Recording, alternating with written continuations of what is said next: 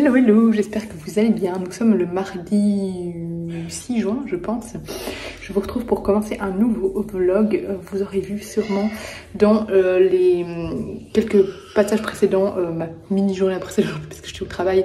Mais sur le temps de midi j'étais allée voir pour une serviette de plage pendant ma pause et j'ai craqué. En fait ça fait plusieurs jours que j'allais sur le site de Kabaya. Ils ont sorti des serviettes de plage et je m'étais dit oh, elles sont super belles mais elles sont quand même pas données. Et du coup je m'étais dit bah écoute, tu vas voir si ta pause midi si tu en trouves pas des aussi belles un peu moins chères. Je sors de mon boulot, à 300 mètres du boulot, je vois quoi? Une boutique Kabaya qui est ouverte. Elle n'existait pas il y a 3 semaines, hein. J'ai demandé à la dame, elle a dit non non on est tout nouveau. J'ai dit mon dieu. Et du coup forcément j'ai craqué pour une serviette de plage Kabaya que voici. Elle est trop belle, regarde-moi ça. J'ai pris rond parce que j'aime bien les serviettes de plage rondes, elle est juste super belle. Donc voilà, j'ai craqué. Et je suis allée aussi ensuite chez Deal et Camille, puis j'ai arrêté les frais parce que sinon j'allais dépenser tout mon salaire le jour. Mais là j'ai acheté des petites bougies, enfin voilà, pas grand chose à vous montrer. Une petite tasse que j'aime beaucoup, bah, je vous l'ai montré dans l'extrait, j'ai pris la tasse avec les citrons. Donc voilà, je vais pas vous présenter toutes mes dernières réceptions ni mes dernières lectures maintenant parce que d'ici 5 minutes, en fait là le repas est prêt et j'attends que le petit sorte du pot pour manger, donc il est avec le papa. Donc je vous présenterai tout ça après, mais cette semaine ça va être surtout une semaine de graphique. Il y aura peut-être 2 romans. De toute façon je dois vous présenter un roman que j'ai terminé, que je vous en avais parlé, hein, l'affaire Agatha Christie dans le dernier vlog. Je l'avais pas fini, là je l'ai fini entre temps. J'ai commencé l'audiobook de Scandale, le tome 2, mais sinon à part ça je veux lire que des graphiques cette semaine pour vraiment vider un maximum, voire toute ma palle graphique. Du coup j'en ai déjà lu pas mal, donc je vous en parlerai quand je serai un petit peu plus posée et qu'il y aura un petit peu moins de bruit, etc. Je vous montrerai aussi mes dernières réceptions, il n'y en a pas énormément. Voilà, il y a 2 graphiques justement qui rejoignent ma palle et 2 livres.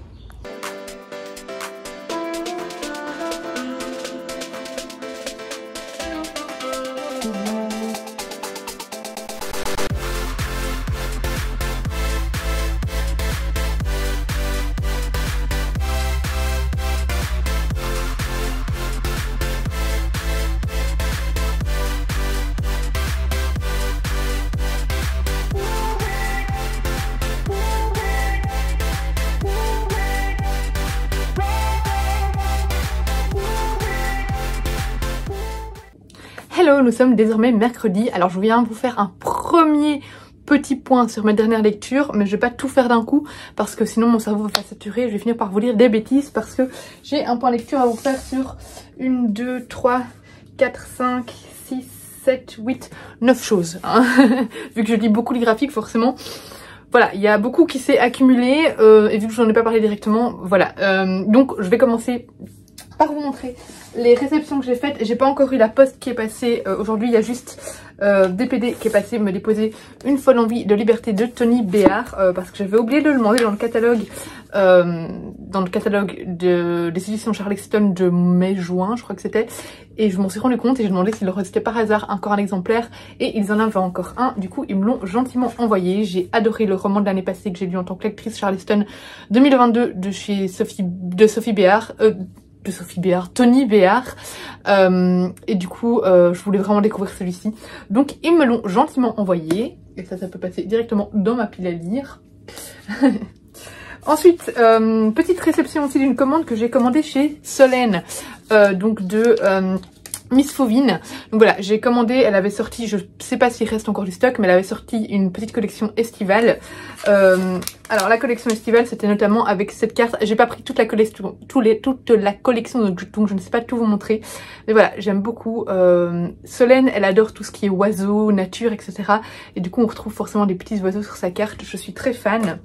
Et j'ai demandé le marque-page.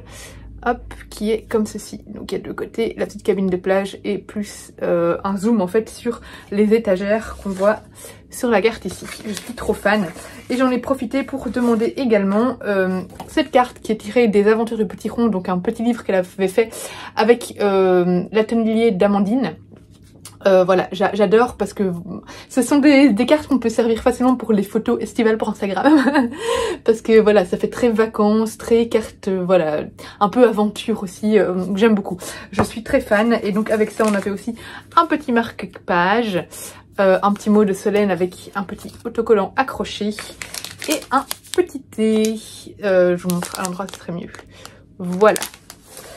Ensuite, de quoi vais-je parler? Ah oui, dans les réceptions que j'ai faites cette semaine, particulièrement lundi, j'ai reçu 2 BD que j'ai lus directement, donc je peux directement vous en parler. Donc c'est 2 BD de chez Dupuis.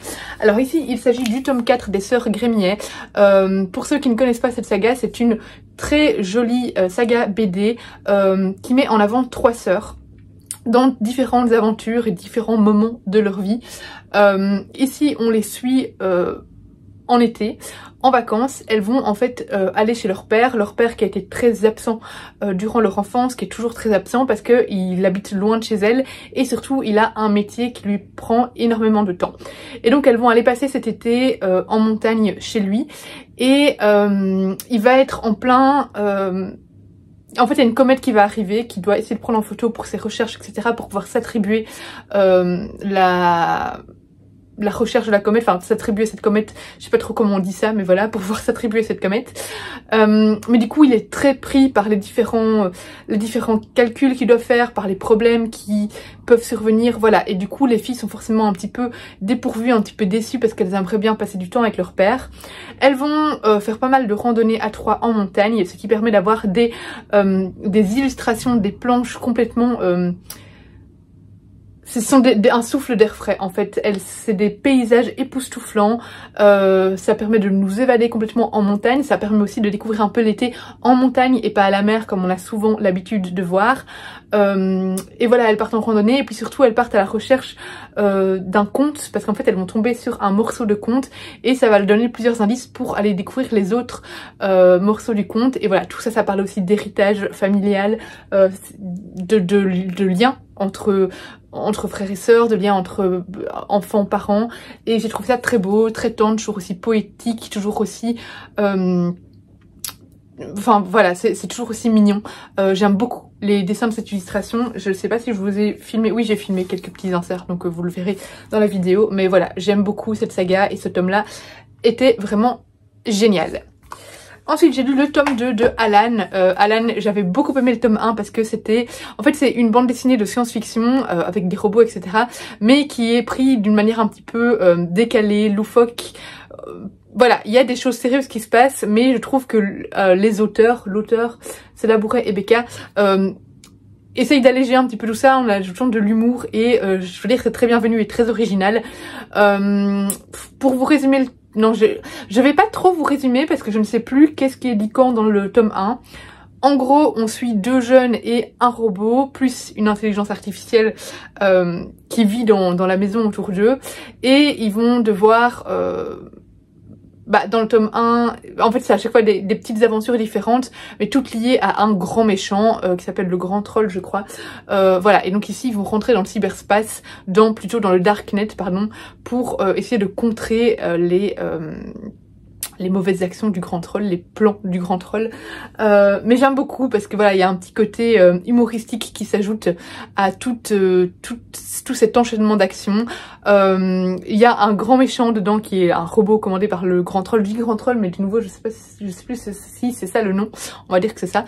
Mais le robot, il a été, en fait, dans le tome 1, ils ont un peu foiré la commande du robot du Grand Troll. Du coup, il est cliché au possible avec un accent espagnol. Il voit pas bien, donc il vit super mal. C'est juste trop drôle. Donc voilà, j'aime beaucoup cette BD, ce tome 2, enfin ces 2 BD, cette saga, et ce tome 2 ne fait pas exception à la règle. Ensuite, aujourd'hui, j'ai lu ce matin, avant de travailler un peu trop tôt, de La Grande Lison. Ça m'a bouleversée, j'ai eu les larmes aux yeux à de nombreuses reprises dans cette BD, tellement j'étais touchée, percutée par l'histoire de cette maman, émue par ce qui lui arrivait. C'est un témoignage en fait d'une mère qui était déjà mère de famille, elle avait déjà un enfant de 3 ans et qui est tombée enceinte et son bébé est arrivé 1 mois et demi trop tôt. Et du coup, ça a toutes les conséquences... liée aux enfants prématurés, donc forcément déjà elle mentalement elle est pas bien, au niveau de la fatigue elle est pas bien, Voilà, elle se sent coupable, elle pense que c'est de sa faute, qu'elle s'est pas assez reposée. Il y a énormément de culpabilité, il y a énormément de... Enfin voilà, elle a du mal à gérer tout ça. Et aussi le fait de ne pas pouvoir vivre cette grossesse et ne pas pouvoir vivre cette naissance normalement, entre guillemets, c'est très dur d'un point de vue psychologique. Et donc elle nous explique tout ça, c'est un témoignage hein, ici sous forme de BD. Elle nous explique comment elle a vécu tout ça, la séparation avec son enfant, que ce soit à l'hôpital, elle peut pas toujours être à l'hôpital dans la chambre avec le bébé, parce que le bébé ne dort pas dans la chambre de la maman vu qu'il est en néonatologie. Toutes ces différentes manières aussi de s'occuper du bébé, parce que c'est vraiment là, on est extrêmement dans un monde extrêmement médicalisé, surveillé, parce que le bébé peut mourir à tout instant en soi vu que c'est un prématuré. Et puis aussi ce départ forcé de l'hôpital pour rentrer à la maison alors que le bébé reste encore à l'hôpital. Voilà, c'était vraiment un magnifique texte, très bien illustré. Parfois certaines illustrations me faisaient penser à du Margot Motin dans le style, pas tout le temps, mais il y a quelques illustrations où je me suis dit ouh, on dirait un peu Margot Motin. Je vous ai pas montré des images, donc je vous montre un petit peu, hop, comme ceci. Mais j'ai trouvé ça très beau comme BD, un témoignage vraiment bouleversant, enfin voilà, c'était magnifique.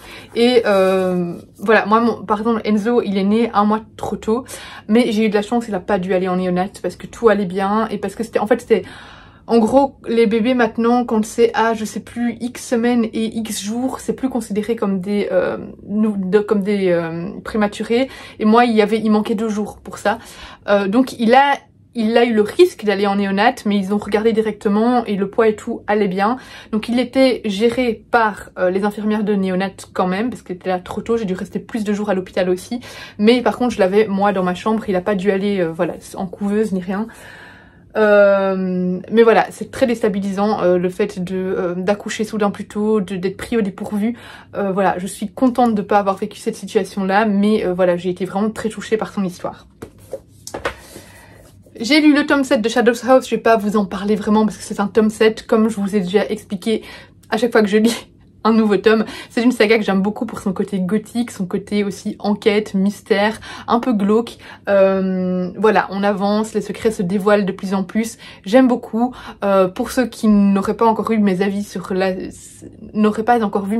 cette saga, pour vous faire un petit résumé, ici on suit une poupée vivante en fait qui doit représenter le visage d'un membre de la famille Shadows, parce que les membres de la famille Shadows n'ont pas de visage, ils sont ils sont recouverts de suie. Et donc ils ont tout un apprentissage pour pouvoir devenir le visage officiel de ce membre de la famille qui leur a été attribué. Il y a des épreuves à passer, s'ils ratent les épreuves, ils sont mis au rebut, jetés à la poubelle. Et donc voilà, bref, j'aime beaucoup cette ambiance très gothique, très sombre, et voilà, c'est une saga que j'aime beaucoup, mais du coup je vais pas m'attarder dessus. Allez, encore un, et puis le reste je vous le fais tout à l'heure. Ici j'ai lu le Sad Ghost Club, qui est une bande dessinée, un roman graphique qui aborde en fait l'anxiété, surtout l'anxiété sociale.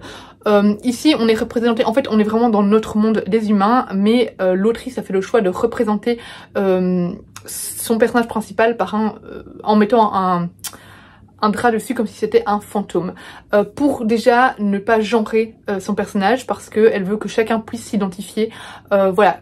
Donc elle a préféré ne pas genrer les personnages, et le personnage principal et les 2-3 autres ghosts qu'on va rencontrer dans l'histoire.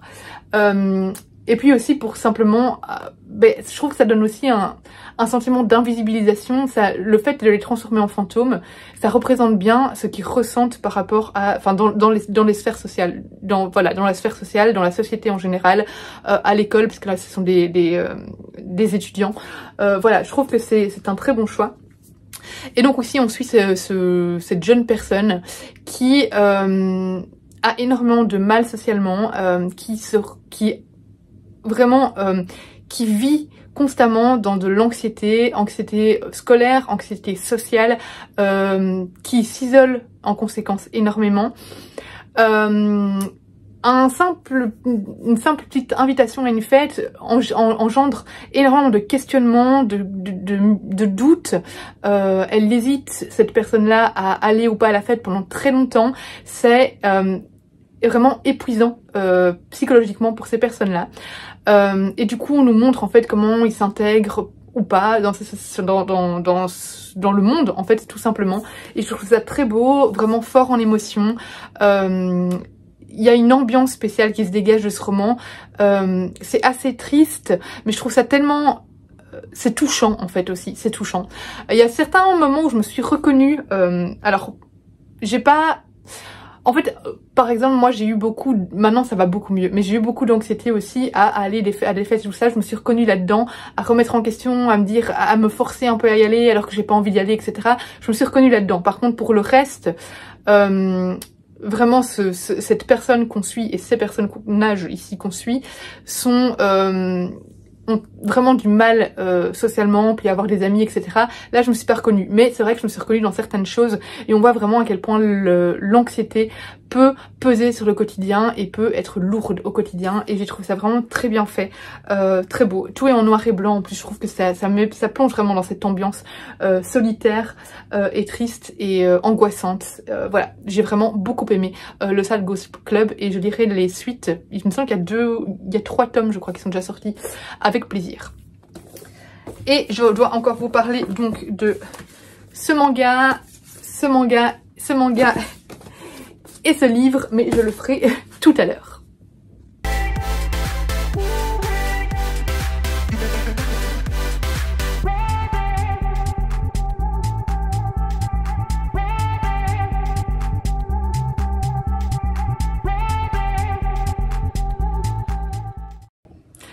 On est à présent jeudi, il est 17h40.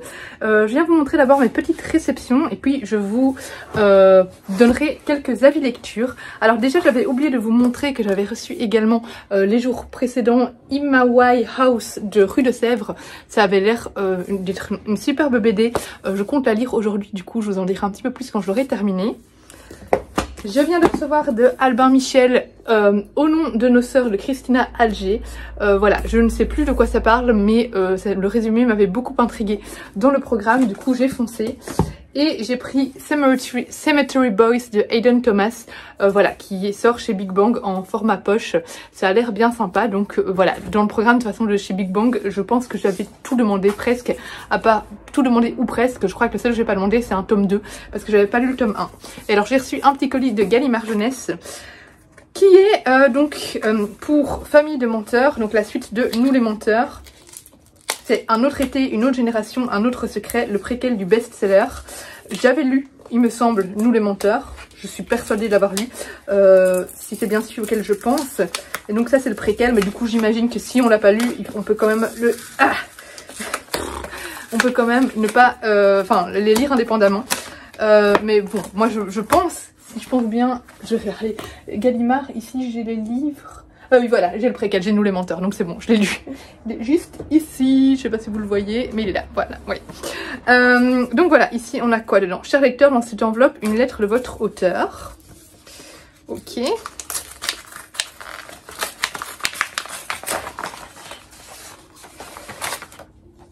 Ouais, je vais pas vous la lire, mais donc c'est toute une lettre de Hilocart.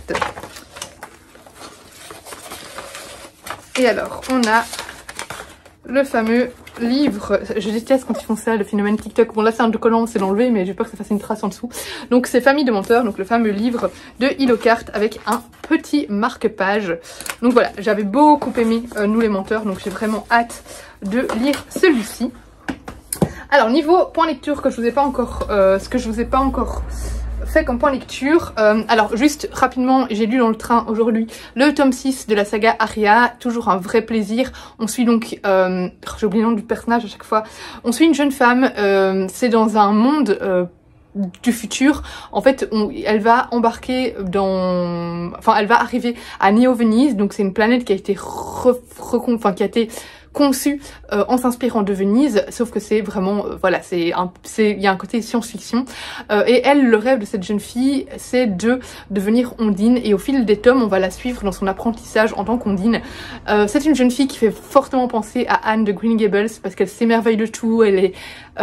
c'est un vrai bonbon, cette fille, en fait, et voilà, c'est un vrai régal, chaque tome. Donc là, j'ai lu le 6, il y en a 7 au total, et j'ai vraiment hâte... de lire le dernier, mais en même temps je suis un petit peu triste. Mais voilà, c'est vraiment une saga manga doudou qui réconforte, qui fait extrêmement de bien. Et voilà, j'aime beaucoup chaque petite anecdote, chaque petite histoire. Donc celui-ci était un vrai plaisir. Alors, je vais faire donc, hop, les ordres de lecture. Donc, j'ai terminé l'affaire Agatha Christie de Nina de Gramont, que j'ai vraiment beaucoup aimé. J'ai trouvé très intéressant justement de mélanger fiction et réalité, puisque vraiment l'autrice s'inspire en fait ici de la disparition pendant 11 jours de Agatha Christie, et elle en fait tout un roman complètement fictionnelle. Elle invente une histoire à Agatha Christie, mais en puisant quand même dans des faits réels, des faits biographiques d'Agatha Christie, notamment sa relation un peu avec son mari, les amantes, etc. Voilà. Ici, on va entrer dans la tête de l'amante d'Archie, donc de l'amante d'Archie, donc du mari d'Agatha Christie, et en fait elle va assister à cette disparition et on va apprendre, on va voir comment est-ce qu'elle l'a vécu, et surtout on va découvrir pas mal de secrets autour d'elle, autour de la famille Christie. Voilà, ce que je trouve très intéressant, c'est que du coup on est un peu dans on est dans la tête du mauvais personnage, entre guillemets. Donc celle qui passe pour la briseuse de ménage, celle qui vient vraiment oui, briser une famille, casser le couple, etc. Voilà, on est vraiment dans la tête du mauvais personnage, mais on apprend à l'apprécier, à la comprendre. J'ai beaucoup aimé évidemment le côté très british, très glamour. On a aussi une confrontation entre deux mondes, entre le monde très chic, très riche d'Agatha Christie, et puis le monde de cette amante qu'on suit, qui, elle est issue d'un milieu beaucoup plus modeste. Et évidemment, il y a tout un fond historique puisque ça tourne autour des... on est au début du XXe siècle, donc on a la guerre 14-18, on a la grippe espagnole. Voilà, c'est un contexte historique qui est vraiment passionnant. Il y a tout un côté un peu enquête. J'ai vraiment beaucoup aimé. C'était très bien écrit, c'était vraiment...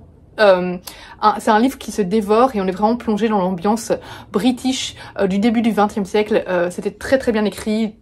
J'ai beaucoup aimé ce livre et je ne peux que vous le conseiller si vous aimez bien Agatha Christie. Je trouve que c'est un chouette clin d'œil et on arrive facilement à faire la part entre ce qui est... on voit plus Agatha Christie comme un personnage ici plutôt que comme une personne ayant réellement existé. Hop, donc ça je vais pouvoir ranger. Ensuite, j'ai lu Spy Family sur les conseils d'Agatha Raisin, j'allais dire. Sur les conseils de Alex Bouquin en Prada. Voilà, elle en avait parlé la veille du jour où je me suis rendue à Paris et je les ai vus au Renard Doré, je les ai vus dans un présentoir, voilà, et je me suis dit bon, je vais essayer parce qu'Alex Bouquin en Prada en a parlé en bien et j'ai vraiment adoré ce côté décalé puisqu'ici on suit un espion qui prend de multiples visages, vraiment un espion très doué, et il va devoir se trouver un enfant et puis finalement une femme pour mener à bien une mission. Mais du coup il y a tout un côté un peu décalé parce que du coup il va chercher un enfant comme ça adopté de manière très voilà, comme si c'était de manière très inconsciente en fait. Et du coup, on a en fait ces personnages, ce trio de personnages qui est très intéressant et qui offre vraiment une histoire un peu loufoque parce qu'on a cet homme qui est un espion mais qui ne dit pas à son enfant, pas l'enfant qu'il adopte, qu'il est un espion, sauf que cet enfant peut lire dans les pensées, donc elle sait plein de trucs mais elle peut pas dire qu'elle lit dans les pensées, et finalement il va se marier à quelqu'un pour sa mission et en fait il sait pas que cette personne-là est une tueuse à gages. Du coup ça fait un trio juste explosif, très drôle. J'ai vraiment beaucoup aimé ce manga. Franchement l'intrigue est géniale et je trouve que ça change de ce qu'on peut lire d'habitude. Vraiment je vous la conseille. Et le reste je vous le ferai tout à l'heure. Tout à l'heure ou demain parce que j'ai encore quatre choses dont je dois vous parler et clairement là je vais m'occuper un peu de mon fils. Donc je vous reprends tout à l'heure pour vous parler de Conqueror of the Dying Kingdom, Les Carnets de l'apothicaire, le tome 2, Wishlist et Les Vies de Charlie. Surtout que là j'ai envie de m'attarder un peu dessus, donc je veux prendre mon temps et pas me dépêcher pour vous en parler trop vite.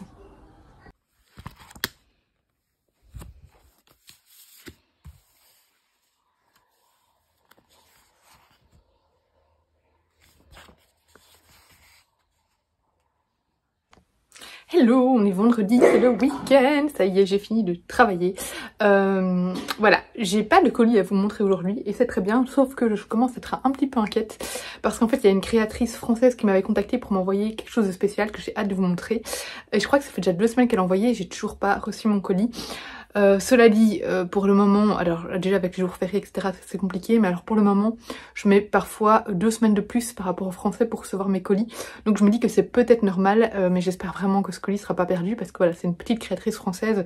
Et ce qu'elle m'a fait, c'est vraiment magnifique, donc j'ai hâte de pouvoir vous montrer ça en plus. Voilà, j'ai très hâte de recevoir ça et de pouvoir en parler pour pouvoir vous montrer un peu son travail, etc. Donc j'espère de tout cœur que ça soit pas perdu. Mais bref, je viens vous faire un petit point lecture parce que j'ai encore lu du coup depuis hier et surtout il y a encore d'autres choses que je dois vous présenter. Alors, j'avais dit que j'allais vous parler du tome 2 des Carnets de l'apothicaire. Celui-là, j'ai pas grand chose à dire de plus. J'ai chroniqué déjà le tome 1, je pense, dans le vlog précédent.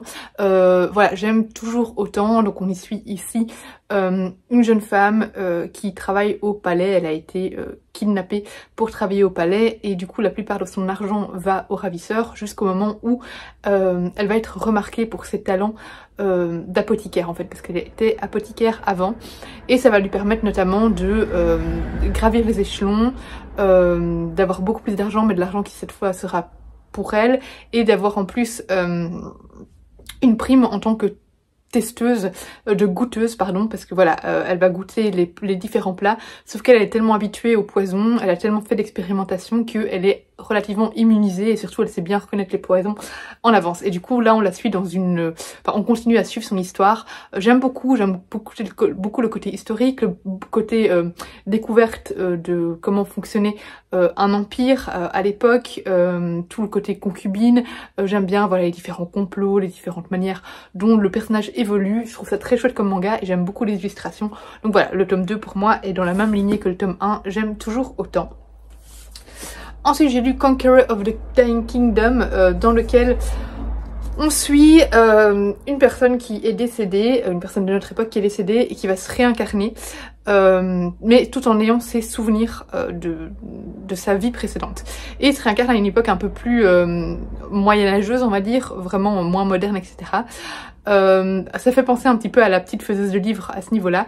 Et du coup, il va lui se réincarner directement vraiment en petit bébé. Il recommence toute une nouvelle vie. Et ben, il va découvrir toute cette vie auprès de ses parents, une autre manière de vivre. Il va être le fils d'un... comment ça s'appelle encore? En plus j'ai lu, bah, celui-là c'est un que j'ai lu lundi je crois. Son père élève les aigles royaux et en fait ce sont un peu les chevaux du Moyen-Âge quoi, c'est vraiment les montures royales. Et le père en fait on va apprendre qu'il a un lien avec une personne importante. Et en fait, il veut se retirer, c'est un aristocrate et il veut se retirer un maximum de l'aristocratie. Et pareil pour son fils. Sauf qu'à un moment, son frère va décéder et du coup, eh ben, il va y avoir ça va avoir des lourdes conséquences pour eux.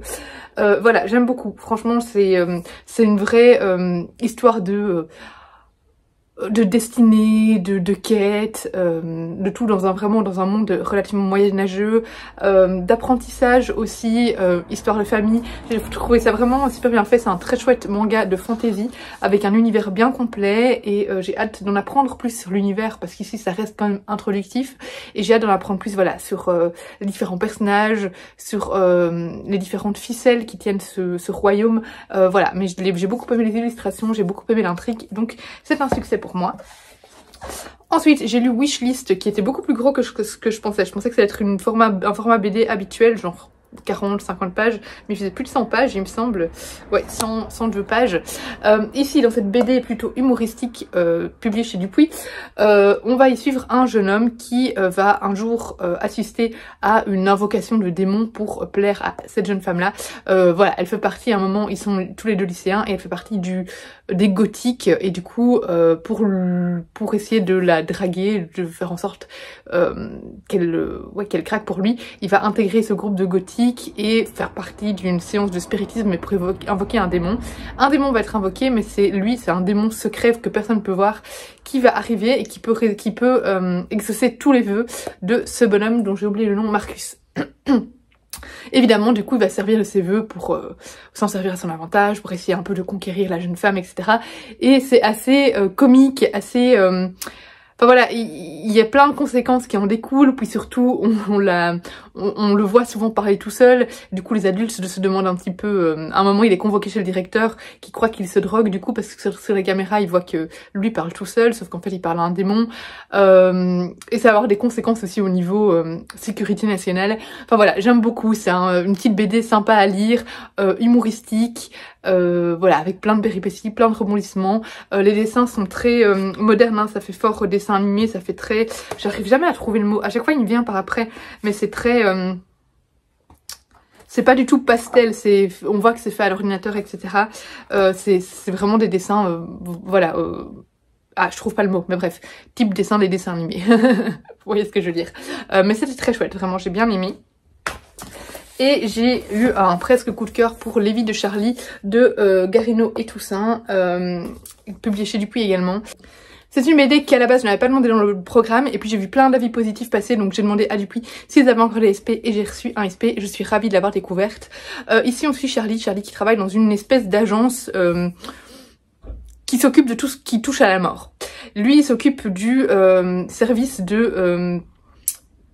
comment dire, de récupération, voilà, on va dire récupération de, en fait, dans cette entreprise où il travaille, il y a la possibilité d'utiliser les restes de la personne décédée pour en faire des objets, pour, voilà, par exemple un nounours avec les cheveux de la personne, pour avoir un souvenir de cette personne, voilà. Et donc lui, il s'occupe de ces demandes-là, d'offrir des possibilités, des suggestions, etc. aux personnes en deuil.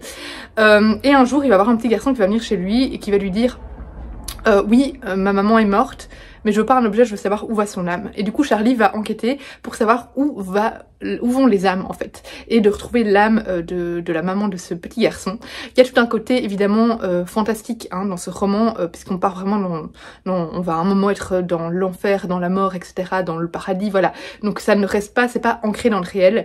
Mais j'ai beaucoup aimé en fait toutes les questions soulevées dans ce récit. J'ai beaucoup aimé la manière dont c'est exprimé, les illustrations, c'est assez poétique. Il y a aussi toute cette idée de réincarnation, de ces vies du passé qui nous suivent, qui gardent un impact, de ces âmes qui restent liées. J'ai trouvé ça tellement beau, tellement touchant. Charlie est un personnage vraiment attendrissant et j'ai vraiment beaucoup aimé les planches. Je ne sais plus si je vous ai filmé des pages, mais voilà, j'aime bien la colorimétrie, j'aime bien les traits qui sont... c'est très un peu brouillon comme ça, vous voyez, comme si c'était pas tout à fait terminé, mais ça a un côté très poétique, très doux, je trouve. C'est vraiment des traits de crayon, je trouve, enfin voilà, très prononcés. Et les couleurs qui sont vraiment assez... elles sont pas du tout vives, c'est des couleurs très pâles, mais qui nous emmènent vraiment dans une ambiance particulière. L'entreprise dans laquelle Charlie travaille, c'est un peu aussi une entreprise très spéciale dans le sens où c'est un peu dans les entreprises qu'on pourrait voir dans des dystopies où tout est réglementé, ils ont des heures pour rire, sinon ils perdent une partie de leur salaire, des heures pour pleurer, des minutes plutôt, des minutes sur leur temps de travail pour marcher, voilà, c'est très réglementé, voilà, du coup il y a aussi un questionnement un petit peu sur le contrôle des employés, etc. Mais bref, j'ai trouvé que c'était une très très belle BD, j'ai été très touchée par Charlie, par cette histoire globalement, vraiment une BD qui m'a emportée. Je l'ai mis 19 sur 20 sur Livre Addict parce que j'ai vraiment adoré. Je trouve que c'est une BD d'une très grande qualité qui présente une histoire originale et juste magnifique. Donc voilà, je vous la conseille fortement. J'ai lu le tome 2 du Jardin des Fées qui est publié chez Dracou. Tout ça c'est des SP hein, que je vous montre. Je pense qu'il n'y en a aucun que... Si, les Gardiens de l'apothicaire je l'ai acheté, le reste c'est des SP. Donc le Jardin des Fées, le tome 2. Donc pour rappel, le Jardin des Fées, on y suit une jeune fille qui est envoyée par sa mère chez son oncle pour enquêter parce qu'il y a des choses bizarres qui arrivent. Elle a une très mauvaise relation avec sa mère, une relation très malsaine. Et en fait elle va tomber sur un jardin de fées et elle va voir qu'il y a une malédiction qui règne sur cette famille qui a essayé d'exploiter les fées. Et elle va essayer de protéger les fées et dans ce tome 2 on suit l'histoire du tome 1, voilà, je vais pas trop vous en dire plus. J'aime beaucoup cette BD pour son côté très nature, très Béatrix Potter. On a des fées mais des fées qui sont un peu... elles sont pas tout à fait féeriques non plus, elles ont une manière de parler bien à elles sont pas... c'est des fées qui ne sont pas spécialement gentilles, elles sont gentilles hein, mais elles savent se défendre, elles savent attaquer et surtout elles veulent se protéger et il y a vraiment tout ce côté féerique, tout ce côté magique et tout ce côté naturel qui... la nature a une place énorme, les fleurs ont une place énorme, il y a un côté très... botanique en fait qui se dégage de cette bande dessinée, un côté très vintage aussi parce que ça se passe au 19e siècle et on a par exemple des pages par moment d'un journal qui rajoute vraiment ce côté vieillot à l'intrigue. J'aime beaucoup les dessins, j'aime beaucoup l'intrigue, je trouve que c'est vraiment une chouette bande dessinée, donc voilà, je ne peux que vous la conseiller, moi j'ai beaucoup aimé en tout cas. Et enfin, j'ai lu cette grosse bande dessinée, j'avais mal lu hier, hein, c'est Imawari House de Harmony Baker chez Rue de Sèvres. Ça fait 376 pages, je pense, à mon souvenir. En fait, ici, on y suit une jeune américaine. En fait, elle est japonaise et américaine. Elle a toujours vécu presque, elle est née au Japon, mais elle a vécu l'ensemble de sa vie en Amérique. Et du coup, petit à petit... sa part japonaise en fait s'est effacée pour essayer de s'intégrer aux États-Unis. Sauf qu'aux États-Unis, elle a toujours quand même été vue un peu comme une étrangère avec tous les clichés que ça implique. Et à un moment, elle va décider de retourner au Japon pour retrouver ses racines et voir si elle sait s'intégrer au Japon. Sauf qu'au Japon, là aussi, elle est vue comme une étrangère, comme une américaine. Elle parle japonais, mais elle se débrouille en fait. Elle y va notamment pour pendant un an pour apprendre le Japon et puis surtout voilà pour renouer avec son pays natal. Et du coup, elle est aussi considérée comme étrangère là-bas et du coup, elle n'arrive pas à trouver sa place entre ces deux nationalités. Et je trouve ça très intéressant parce qu'au final, ce sont les gens et cette manie de mettre des étiquettes complètement stupides qui font qu'elle se sent bien nulle part et je trouve ça très intéressant à explorer. Et puis forcément, on découvre les multiples facettes du Japon. On a des éléments culturels, on a des éléments plus... Je reviens. Bon, sorry, entre temps mon fils est arrivé, du coup j'étais interrompue pour jouer un peu avec lui, lui dire coucou et tout ça. Mais du coup je disais qu'on découvre aussi le Japon d'un point de vue culturel, d'un point de vue social, sociétal. On a vraiment des découvertes aussi culinaires. Voilà, on passe une année au Japon et du coup on découvre plein de choses. On a aussi cette représentation de la pression sur les jeunes asiatiques, puisqu'en fait cette jeune fille qui va aller au Japon, elle va emménager dans une colocation avec plusieurs personnes qui sont voilà, il y a des filles, il y a des garçons et ce sont tous des étudiants.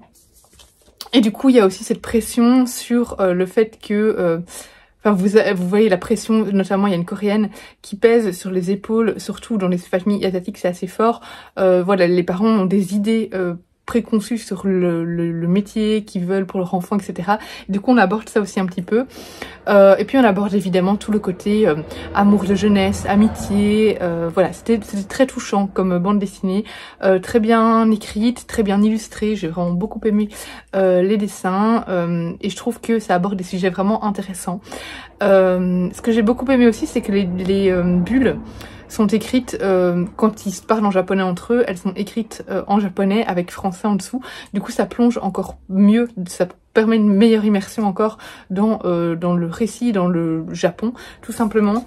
Et voilà, j'ai trouvé ça vraiment très bien fait, très intéressant. C'est une très belle BD qui fait, elle coûte seulement 20 € pour 376 pages et enfin vraiment c'est un gros ouvrage, etc. Donc franchement je suis étonnée du prix. Mais voilà, vraiment très bonne qualité, je ne peux que vous la conseiller, j'ai vraiment adoré. J'ai mis aussi d'ailleurs des 9/20 comme pour toutes les vies de Charlie. Donc voilà pour le petit top date. Là maintenant c'est bon, je vous ai chroniqué. Ah non, ah. J'ai terminé l'audiobook de Skandar, donc le tome 2. Je suis un peu frustrée parce que j'étais pas super attentive cette semaine, ça arrive de temps en temps. J'étais pas attentive dans mon audiobook et du coup j'ai l'impression d'avoir loupé des trucs. C'est-à-dire que je devais me dire parfois, ah attention t'écoutes pas là. Et du coup voilà, j'ai l'impression d'avoir manqué quelques petites choses. Globalement j'ai suivi l'intrigue, hein, mais voilà, si vous écoutez les audiobooks, vous savez que par moment on est peut-être moins, voilà, moins concentré. Et là je suis un peu frustrée, donc à mon avis je le réécouterai à un moment. Voilà, je le réécouterai peut-être dans quelques mois. Mais globalement, bref, j'ai vraiment bien aimé ce tome 2, tout autant que le tome 1. Donc ici, on suit globalement Skandar qui... Je ne vais pas dire globalement. On suit Skandar, en fait, qui... dans son monde, en fait, il y a des licornes sauvages et il y a des écoles pour... comment expliquer? Il y a une école, en fait, pour devenir... pas dompteur, mais pour qu'une licorne dans cette école est attribuée aux élèves et ils doivent apprendre vraiment à devenir un peu le chevalier de cette licorne. Et ces licornes sont autour des 4 éléments, sauf qu'il y a un 5e élément caché, c'est voilà, c'est l'esprit. Donc en fait, Skandar il est manière d'esprit, sauf que les manières d'esprit ont interdiction de se lier à des licornes parce que il y a un grand méchant dans l'histoire qui, avec son pouvoir de manière d'esprit, a bien fait beaucoup de dégâts. Et du coup, on va suivre Skandar dans ses diverses aventures et j'aime beaucoup le monde, l'univers créé, les différents secrets de cet univers. Vraiment, c'est une très chouette saga jeunesse. Je pense que si vous avez aimé tout ce qui est Harry Potter, Nevermore, etc., ça vous plaira parce qu'on est dans la même trame, dans le même genre de quête, dans le même genre d'histoire avec quelqu'un qui a fait quelque chose de très mal et du coup ça a des conséquences sur toutes les personnes qui peuvent être apparentées à ces personnes-là ou ces personnes qui ont ces pouvoirs-là, etc. Et je trouve ça très intéressant, vraiment très bien écrit, ça nous emporte, j'aime beaucoup Skandar et ce sont des chouettes romans, donc vraiment je ne peux que vous conseiller si vous cherchez une petite saga jeunesse sympa, franchement c'est très chouette. Du coup là maintenant c'est bon, mon objet de lecture est fait. Et je vais lire encore une BD et donc de toute façon le week-end ne fait que commencer.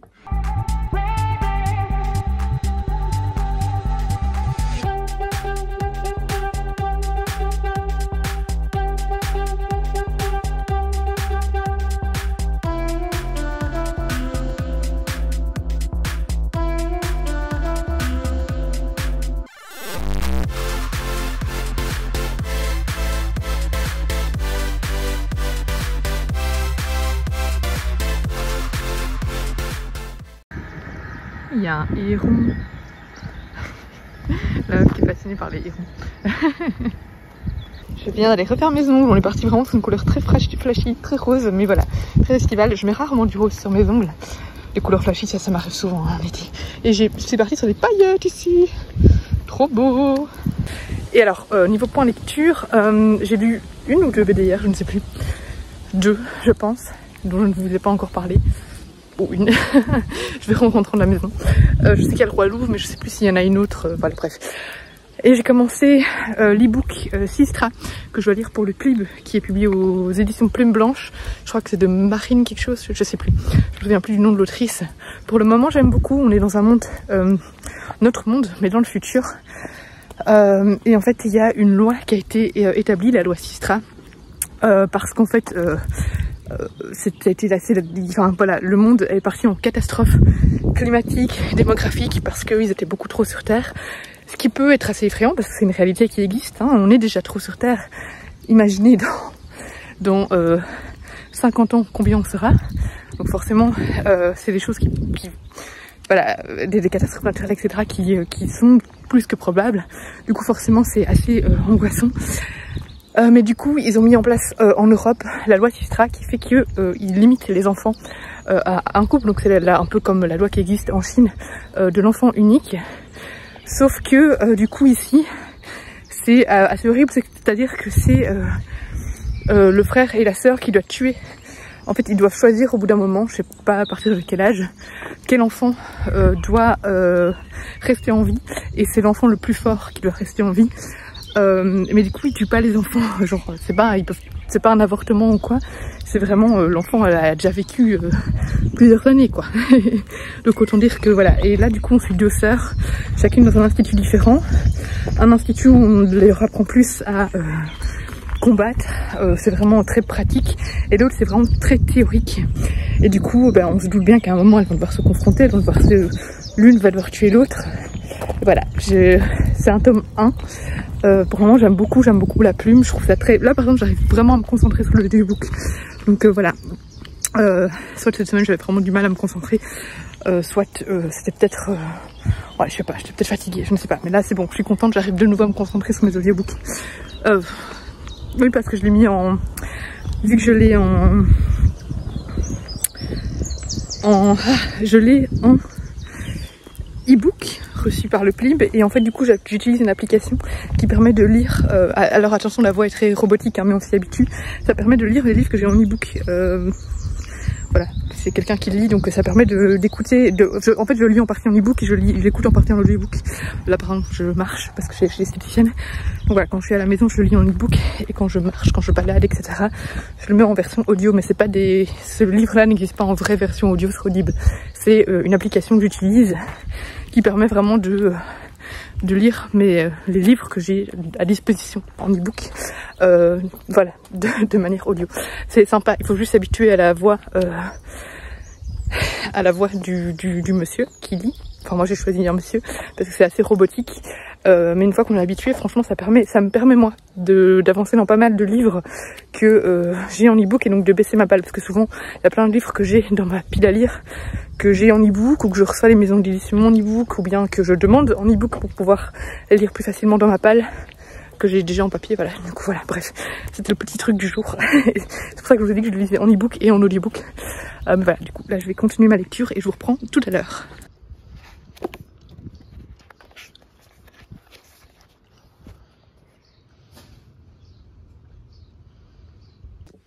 Hello, je retrouve en tenue un petit peu de plage, hein, mais je suis en maillot avec une petite chemise que j'ai achetée en Guadeloupe sur la plage. Voilà, bref, on s'en fout, mais il fait très chaud, il fait 30 degrés.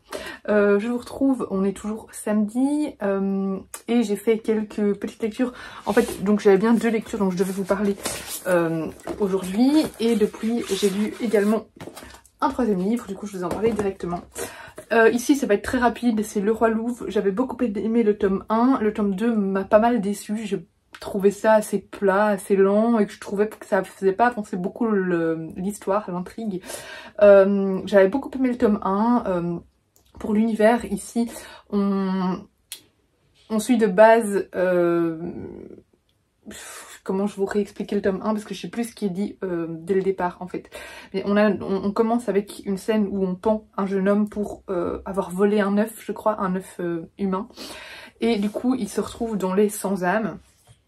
Et en fait on est dans un monde où les humains doivent par un pacte donner certains de leurs œufs, en fait les humains naissent dans les œufs, aux loups-garous, parce qu'en fait ils permettent aux loups-garous de, à leur majorité, fixer leur sexe. Donc c'est à dire que si, parce que les loups-garous en fait changent toutes les pleines lunes de sexe, et donc s'ils veulent être une fille, eh bien ils doivent consommer, je pense, un œuf de femelle et un œuf de mâle s'ils veulent être un homme, bref. Et en fait du coup c'est une série, un univers qui reprend pas mal de conflits entre les humains et loups-garous, une paix très instable, et on va suivre divers personnages. Et le tome 1 j'ai vraiment beaucoup aimé, l'univers, l'intrigue, les illustrations. Ici je trouve que c'était un peu un entre-deux qui n'apportait pas grand chose. Donc voilà, j'étais un peu déçue par ce tome 2. J'ai beaucoup aimé et l'une et l'autre de Sam Boy qui avait, enfin dont j'avais déjà lu cette année je pense, ou fin de l'année passée, une bande dessinée, enfin un roman graphique assez difficile qui parlait d'inceste. Ici on retrouve toujours l'autrice qui nous parle toujours de sa vie, hein. C'est des BD, en fait c'est des témoignages sous forme dessinée, et ici il nous parle en fait de son infertilité. En gros, elle a eu un bébé et l'accouchement s'est mal passé et elle a perdu son utérus et du coup elle peut plus avoir d'autres enfants. Elle nous parle de comment elle l'a vécu, de son deuil, voilà. Je trouve ça très touchant, un sujet dont on ne parle pas vraiment beaucoup, ça reste encore assez tabou je trouve, et je trouve ça intéressant d'avoir ce témoignage. C'est triste parce qu'en fait c'est un peu difficile pour elle dans le sens où elle a déjà eu un enfant, donc elle a les remarques des gens en mode oui mais tu devrais être contente, t'as déjà au moins un enfant, oui mais en même temps elle doit faire le deuil d'un rêve, d'une vie qu'elle pensait peut-être avoir, et de certaines choses avec son compagnon, etc. Voilà, ça a quand même des conséquences mentales plus qu'on pourrait le croire quand on ne le vit pas, et j'ai trouvé que c'était un très beau témoignage. Et alors j'ai lu Ookie qui est aussi une grosse BD, enfin un roman graphique qui fait plus de 200 pages. Ici c'est une adaptation, enfin c'est le webtoon en fait adapté en roman graphique. Et j'ai vraiment pas mal aimé, enfin j'ai beaucoup aimé en fait. On suit ici un frère et sa sœur qui doivent se rendre à une école de sorciers sauf qu'ils ratent le bus. Et pour ne pas se faire engueuler par leurs parents, ils vont décider de se cacher pendant cette année de sorcellerie. Ils vont essayer d'aller chez leur tante, mais par un concours de circonstances, ils vont se retrouver à devenir des apprentis d'un mage. Et on est dans un monde où les sorciers sont craints par le peuple, voilà, le peuple normal entre guillemets, pour chasser, voilà, vraiment il y a beaucoup de crainte quand on est sorcier, puisque être sorcier signifie enfin des répercussions assez conséquentes. Et on va suivre ces personnages qui, par un concours de circonstances de nouveau, vont se retrouver impliqués dans une histoire avec une princesse. Donc voilà, il y a un petit côté un peu inattendu et un peu rocambolesque aussi, parce que c'est un ensemble de personnages qui se met ensemble et qui n'étaient pas du tout destinés à se rencontrer. Et ça fait un ensemble de personnages assez comique et inattendu, et j'ai beaucoup aimé. Voilà, je trouvais que les personnages fonctionnaient bien ensemble, leurs interactions sont mignonnes et drôles en même temps. Voilà, il y a aussi des petites références à des contes de temps en temps. On a notamment un certain chapitre Hansel et Gretel, à un autre chapitre on a Réponse. Voilà, c'est des petits clins d'œil à des contes où il y a des sorcières dedans. Mais vraiment j'ai beaucoup aimé. J'ai trouvé les illustrations super jolies, l'intrigue très intéressante. Bon, on part toujours sur les postulats de base, hein, sorcier, chassé, etc., avec les mêmes réflexions qui en découlent. Mais voilà, j'ai trouvé que les personnages vraiment apportaient quelque chose à ce genre de roman. Et j'ai trouvé ça très sympa. Et encore une fois, j'ai beaucoup aimé les graphismes. Donc je ne peux que vous conseiller. Et là, je sais pas si je vais lire une BD ou autre chose. Là, de toute façon, je vais faire du sport. Mais j'ai envie de lire un peu un roman. Donc je crois que je vais repartir sur un roman. Hello, on est dimanche, il est à présent 14h30 et je viens clôturer le vlog en vous parlant d'un roman que je viens de terminer. Je pensais pas le terminer ce week-end, et puis finalement, comme j'avais pas grand chose de prévu, et j'ai pas mal lu au soleil parce qu'il fait super beau. Et du coup voilà, je lirai peut-être encore quelque chose. À mon avis, je vais commencer un autre livre ce soir ou continuer un e-book que je dois lire en tant que lectrice le Duc, je verrai bien, mais je préfère clôturer ce vlog ici. Du coup j'ai lu donc Sous le soleil de Soledad de Laurence Perrin, c'est son nouveau roman de cette année. Laurence Perrin qui est une autrice que j'aime beaucoup. Ici clairement ce n'est pas mon roman préféré de l'autrice, mais j'ai passé un bon moment de lecture. Voilà, en fait ici on suit une femme qui a presque 50 ans, Cassie, et qui dirige un safari pour voir les alligators en Floride. Elle mène une vie assez solitaire, elle tente de garder pas mal de distance avec les gens de manière générale. La personne dont elle est le plus proche c'est Oleg, mais voilà, elle est très proche de lui, mais elle garde quand même une certaine distance avec lui, c'est-à-dire qu'elle aurait pu avoir une histoire d'amour avec lui, mais on sent que il y a un peu comme une impression de elle a un peu l'impression de ne pas pouvoir mériter une histoire d'amour, que personne n'aurait envie d'elle, voilà, parce qu'elle a eu au final une enfance assez difficile à cause de son poids.